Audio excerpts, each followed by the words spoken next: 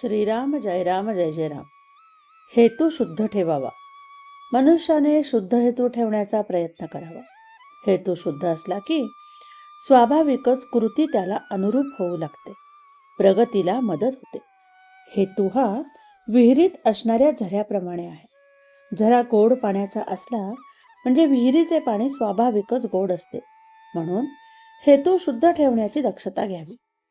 त्याकरिता रामाची प्रार्थना करावी. माणसाला देहरक्षणापुरते अन्न, वस्त्र आणि नाम घेण्याची बुद्धी असली की असमाधानाला जागा नाही.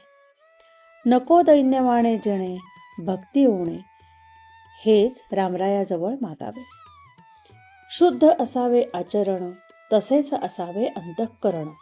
त्यात भगवंताचे स्मरण, हेच प्रपंच सुखी करण्याचे साधन. जय जय रघुवीर समर्थ.